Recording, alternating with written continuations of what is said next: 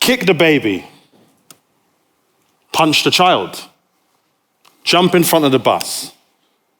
Those random, uncomfortable, intrusive thoughts that we all experience. Am I living in a simulation right now? Am I really who I say I am? We all have intrusive thoughts. For as long as you have a brain, you have intrusive thoughts. But what happens when an individual cannot ignore their intrusive thoughts? They're haunted by them, tormented by them, and bullied by them. I need to tell you a story about my best friend called Freddy. Freddy was the best of us. He was tall, charismatic to most people. He was an individual that most of us respected, and we wanted to be just like him. On the outside, Freddy looked like he wasn't struggling in any way, shape, or form, but Freddy was hiding a deep, dark secret. He had a few life-changing events. When he was 6 years old, his father passed away on Christmas Day. His mother went through severe anxiety and severe depression, amnesia, and so much more. He was raised by a village of all women who promised to take care of him. But Freddy was able to go on in life, to become relatively successful.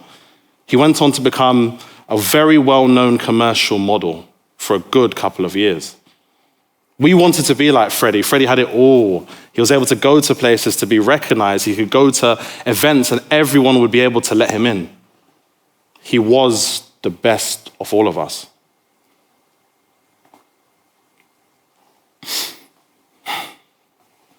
Now, there was an event that changed Freddy's life for the rest of his life and our lives as well. He started experiencing incredibly intrusive obsessions and worries about his health.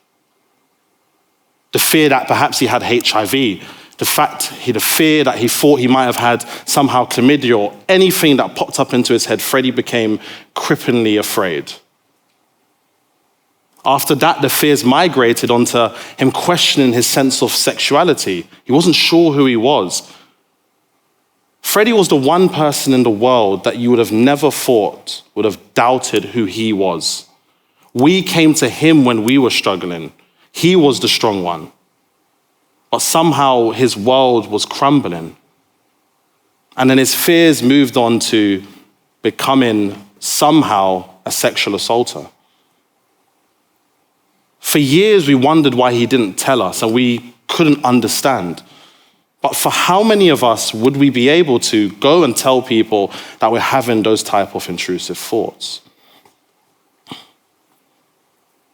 He had interests with modeling agencies in Nigeria, New York, the Netherlands. He was on the height of fame. And then COVID came. He lost family, friends, finances. He lost everything that he once knew that made up a large part of his identity. 4th of June, 2022, the Queen's Platinum Jubilee weekend. He finally found out he had OCD. And that wasn't the worst part of what was going on in his life. We watched him crumble in front of our eyes. He tore his ACL, MCL, meniscus, and fractured his right leg in one football injury. Freddy also ended up in hospital with pneumonia for the second time. And whilst he was in the hospital, he was convinced he was going to murder everyone because of the type of thoughts he was having. The community home treatment team came out to see him. Everyone tried to help him as best as we could, but nothing was working. And then after that, Freddy, in 2023, found out that his cousin had been murdered, found in a car boot, tied and shot up. And then after that, Freddy's half-brother also passed away due to cancer. And then after that, again, one of the aunties that helped to take care of Freddy when his father had passed away on Christmas Day when he was 6, the cancer spread from the pancreas to the liver and to the spleen. When I say Freddy was the best of us, I mean it. Freddy tried as hard as he could to rebuild his life. From being an internationally well-known model, he fell, and in many ways, he couldn't take it.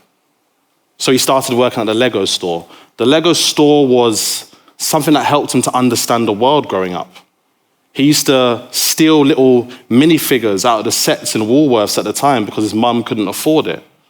He used to put together Lego pieces and ideas to help him understand the world in which he was growing up in. He got surgery to rebuild his knee on August the 14th, and 3 days before that, the auntie whose cancer spread from the pancreas to the liver to the spleen, she also had passed away. So he tried again to rebuild his life after the surgery, learning to walk and to run again. We watched how severe depression hit him, even worse anxiety hit him, depersonalization and derealization hit him even further. And then he got a phone call. He was talking to his best friend on the way home from work. And then he got a text message from his stepsister. You didn't think life could get any worse, but for Freddy it did. His stepsister made him aware that their stepfather had passed away. And it was at that point we never saw Freddy again. But I've told you a lie. And that story that is Freddy's is actually my story. With everything that was happening in my life, with the background, all these catastrophic events, or these series of unfortunate events, I was battling something called obsessive compulsive disorder. But for most of us, we only understand obsessive and compulsive disorder about cleaning and symmetry, thanks to pop culture and the media, and perpetuating the same old stereotypes and ideas that OCD is a personality trait or a quirk or something to be desired. OCD has haunted and harmed and tormented many parts of my life. So I want to address OCD in another way. Myth number one, that OCD is just about cleaning. OCD can present itself in a myriad of different ways. Existential threats such as, if this is all a simulation, what's the point of living in the world? Questions some of us might have, but for someone with OCD, it becomes obsessive and intrusive to the point they are crippled by it. Coupled with the emotional charge that is happening in the body, a sickening sense of guilt and shame, it weighs an individual down. There's also religious OCD, the fear, blasphemy. There's so much more. There's so many different ways OCD can manifest. The fear of being a pedophile, the fear of being a sexual assaulter, the fear that you aren't who you say you are. Many different ways. Myth number two, that everyone is a little OCD. Everyone is not a little bit OCD. In many ways, if I was to say that I'm a little bit diabetic because I had cake, it would sound quite ridiculous to most people. Or I somehow feel a bit hyper today, so I must be manic. I might have bipolar, or I must have ADHD. It's clutching at thin straws a lot of the times when we make statements like that. Myth number three. OCD is easy to diagnose. OCD is not easy to diagnose. On average, it takes 14 to 17 years for someone to be diagnosed with OCD. And that is simply because they are terrified that the thoughts that they are having will put them in a mental health institution. And as I said, how many of us would be comfortable enough to go and speak to somebody about some of these dark, distressing, uncomfortable thoughts? On average, only 89p is spent on research for individuals suffering with OCD. They predict about 1 to 2% of the population in the UK also have OCD. Myth number four, people with OCD are dangerous. Your thoughts do not say much about who you are. Your brain is a random machine that produces random thoughts in so many different ways. An individual, the type of distressing, uncomfortable thoughts that they are having, are the least likely to act on them because it is so against their morals and their values and their identity. Hence why those thoughts distress them. When we make comments such as, I'm a little bit OCD, or I would love to be able to have OCD, there is indeed a human cost that people do not understand. The lives lost, the stories not told, the people that have taken their thoughts to their grave, and the fear that they cannot tell anyone. I told my story in the hope that I could change lives. I've had people as far as Eritrea, the Netherlands, Iran, America, all over the world come to me and thank me for telling my story, to tell the truth of OCD. Perpetuating and pushing the same idea of what OCD is what keeps people hiding. And with stigma and silence continuing, their suffering also does continue.